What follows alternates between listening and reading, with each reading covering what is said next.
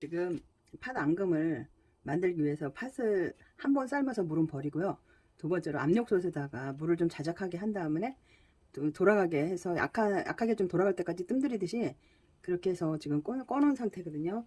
그런데 굉장히 잘 물렀어요. 압력솥에 했기 때문에. 그래서 지금 이런 상태거든요. 그래서 물을 한 컵 정도 더 넣었어요. 그래서 같이 갈아서 부드럽게 내도록 해서 체를 내려서 이제 팥 앙금을 만들 거예요.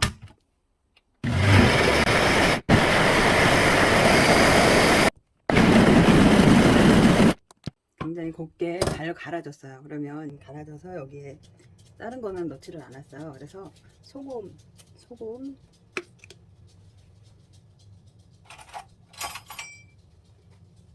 그냥 조금만 넣어주고요. 뭐든지 좀 간이 돼야 되잖아요. 그리고 이것도 또 딸기도 달지만 단맛이 있어야 되니까 설탕 한 3스푼 정도 해서 이거를 은근한 불에다가 좀 졸여주려고요. 그래서 조금 더 뻑뻑한 상태가 돼야지 딸기를 이렇게 감싸줄 때 잘 이렇게 흐르지 않고 잘 되거든요. 그래서 이렇게 해서 졸여주면 될 것 같아요. 근데 지금 저는 어떻게 보면 일을 좀 힘들게 하는 거거든요. 있는 재료를 팥 앙금도 판매를 돼 있는 상태를 팔고 또 찹쌀가루도 다 완제품이 되어 있잖아요. 그런데 저는 지금 집에 있는 거에서 하다 보니까 불려서 이것도 갈았고 또 이것도 갈았는데요. 이 상태는 팥이 이렇게 부셔졌을 때 좀 부드럽게 부서진 정도, 그렇게 익어야지 이렇게 갈기도 수월하게 되거든요. 그래서 앙금으로 그냥 체에 걸으려고 그랬는데요. 걸을 필요가 없는 것 같아요. 이렇게 곱게 갈아졌기 때문에 그냥 다 쓰려고 해요. 지금 이 앙금을 이렇게 제가 불에다 올려서 이렇게 졸였어요. 그래서 좀 식혀지면은 요거보다는 조금 되직해질 거거든요. 지금 설탕하고 소금 넣고 이렇게 갈아준 거잖아요. 여기에 찹쌀을 더 불려서 그 재료가 남는 게 있다면 이것도 이제 딸기 못질을 하고 남은 게 있으면 같이 합쳐서 팥죽을 쓰셔도 될 것 같아요. 한번 준비하셔가지고 그렇게 또 응용해서 같이 해서 드시면 좋을 것 같아요. 씻어놓은 딸기에 물기를 좀 없애야 돼요. 그래야지 이 파당금이 잘 붙거든요.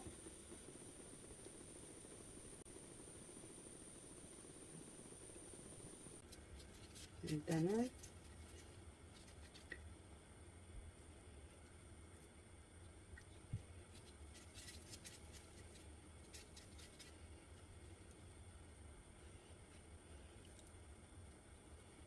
이제 딸기를 감싸줄 팥 앙금을 먼저 모양을 잡아줄게요.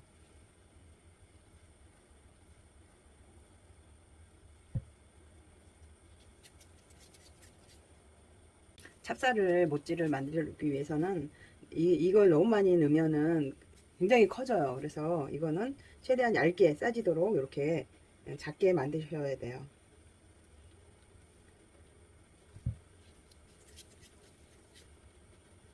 만드는 게 좀, 이거 파당금을 집에서 만들어서 굉장히 번거로운 느낌이 있긴 했는데요. 맛은 달지 않게 했기 때문에 굉장히 몸에 좋은 맛이에요.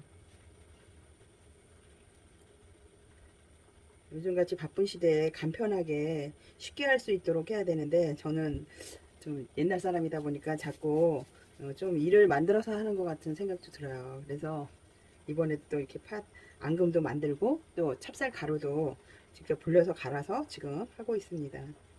그러면 하나씩 감싸 보도록 할게요. 팥 앙금을 이렇게 가운데로 움푹하게 한 다음에 같이 이렇게 좀 두께가 같은 게 나중에 잘라놨을 때 단면이 이쁘게 나오더라고요. 이렇게 해서 위를 아래로 가게 이렇게 해서 감싸주세요. 모양은 그냥 이렇게 딸기 모양이 되면 좋겠죠. 부드럽게 곱게 이렇게 좀 울퉁불퉁하면 아무래도 보기가 좀 안 좋더라고요.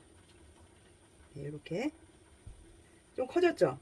그래서 여기에 또 씌워야 되기 때문에 이거를 너무 크게 하면 크기가 많이 커지더라고요.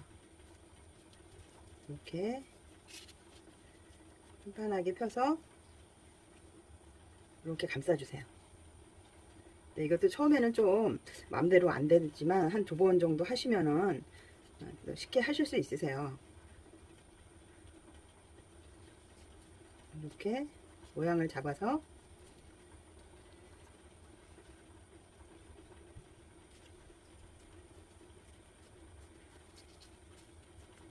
생각보다 이게 굉장히 간단한 거예요. 해보니까. 근데 일단 엄두가 안 나죠. 처음에 해보지 않을 때는. 근데 한번 해보시면은 한꺼번에 많이 해서 드시기보다 이렇게 조금씩 해서 먹을 만큼 해서 이렇게 해서 드셔보세요.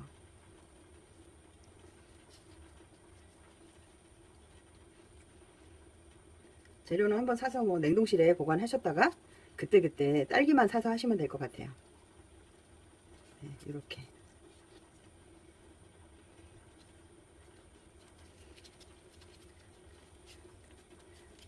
이거 해서 파당금 해서 바로 하시기보다 이렇게 하루 정도 이틀 정도 냉장고에 숙성하신 다음에 하시면은 더 이렇게 얇게 할 수도 있고 더 나은 것 같아요. 이렇게 되직한 그 농도도 그렇고요.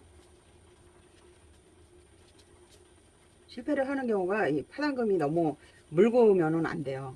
또 너무 돼도 좀 그렇겠죠.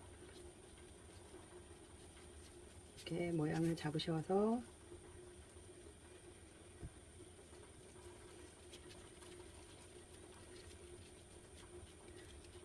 아이들과 해도 아이들이 좋아할 것 같아요. 이렇게 여기에 거의 그냥 얇게 덮어주시는 거로 생각하시면 돼요.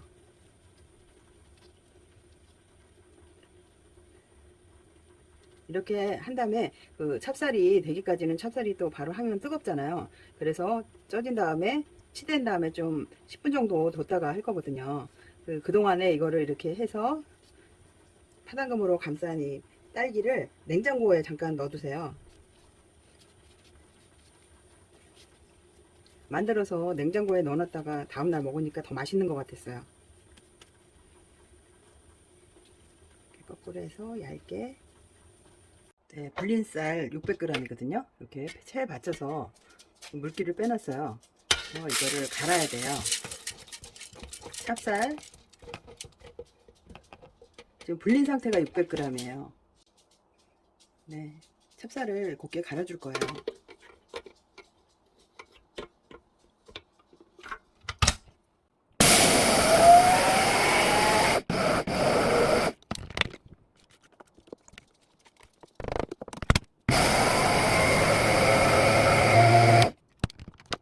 네, 지금 곱게 갈아졌어요. 찹쌀 간 거를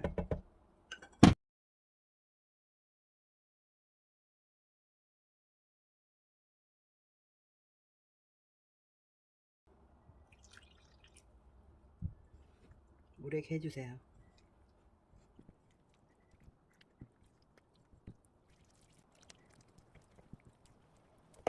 찹쌀도 너무 간이 안 되면은 아무 맛이 없거든요. 그래서 소금 작은 티스푼으로 하나, 설탕은 황설탕이에요. 황설탕을 2개만 넣어주세요. 딸기에도 단맛이 있고 또 파당금에도 단맛이 있잖아요. 그래서 2개만 넣어줄게요. 같이 골고루 섞어주세요.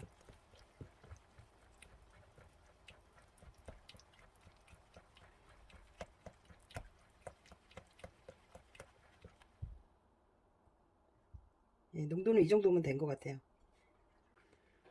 물은 180ml를 넣었어요.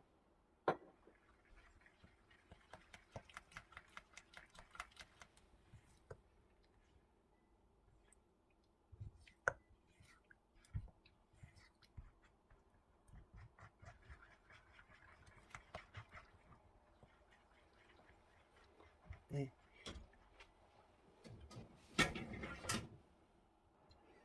네, 찹쌀가루 개은 것을 중탕으로 익혀줄 거예요. 20분 정도 중탕을 하면은 찹쌀떡이 완성되는 거거든요. 네. 20분 동안 중탕으로 찹쌀가루를 익힌 거거든요. 잘 쪄졌어요.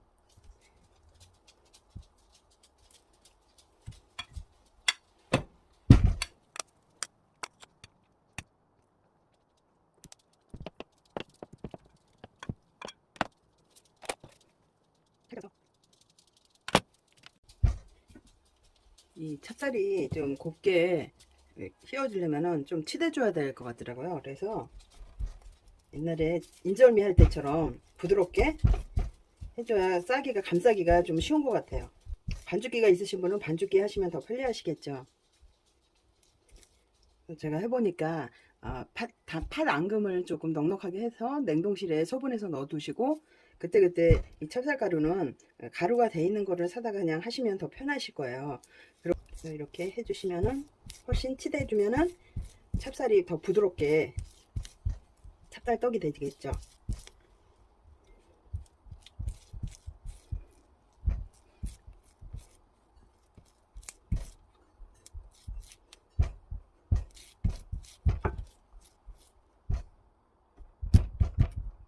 네. 한 5분 정도만 해주세요. 쪄진 상태가 굉장히 쫀득한 상태거든요. 그래서 그냥 여기 하면 붙어서 못해요. 그래서 전분가루, 저는 집에 있던 이것도 감자 전분, 녹말을 사용했습니다. 이렇게 발라주셔야 돼요. 찹쌀 떡이기 때문에 이게 잘 안 떨어지거든요.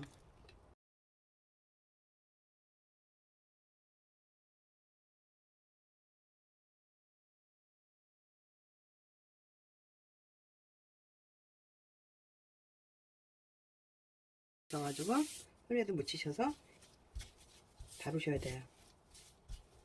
우리가 먹는 그 모찌떡도 다 이 전분 가루래요, 하얀 게. 그래서 안심하고 드셔도 될 것 같아요. 네, 지금 말랑말랑 하거든요.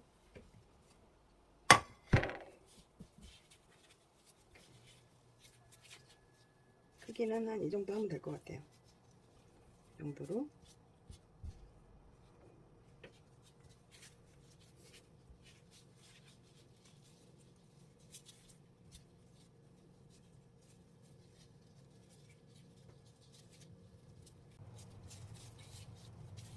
근데 이것도 한 번 처음보다 두 번이 낫고 두 번째보다 또 세 번째가 더 나아요. 그러니까 한번 시도를 해보세요. 크기는 거의 비슷하게 하시는 게 좋죠. 찹쌀 모찌에 딸기가 들어가서 딸기 모찌가 되는 거예요. 네, 그러면 이거를 이제 굉장히 지금 약간 미지근한 상태예요. 보들보들 하거든요. 치대는 거를 잘 해놓으시면 더 매끈하게 잘 할 수가 있어요. 맛도 또 더 부드럽겠죠. 이렇게 한 다음에 지금 여기 밑이거든요. 이렇게 거꾸로 물구나무를 세워서 이렇게 감싸 주시면 돼요. 만두 빚듯이 이렇게 마무리를 해주시면 되거든요. 이렇게 아직도 만지면은 그냥 붙어요. 그래서 녹말가루를 이렇게 묻혀가면서 이렇게 모양을 잡아주세요. 모양이 잘 나왔죠?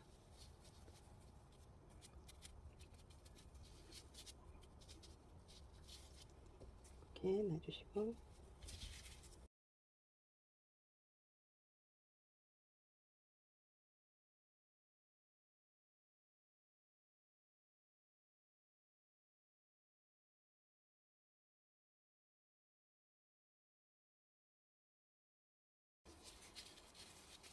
이게 보기보다 처음에는 많이 먹을 것 같은데요. 그렇게 많이 먹을 수가 없어요. 이게 굉장히 큰 양이거든요. 그러니까 처음에 만드실 때 이렇게 양을 좀 적게 해서 한번 만들어 보시고 좀 또 잘 되시면 좀 양을 늘려서 그렇게 만들어 보세요. 배가 불러서 이거 한 개, 두 개 정도밖에 못 먹겠더라고요. 그리고 또 남자보다는 여자들이 선호하는 것 같아요.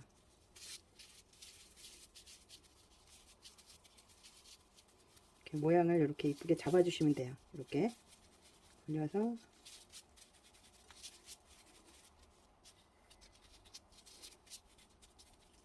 완성이 되었습니다.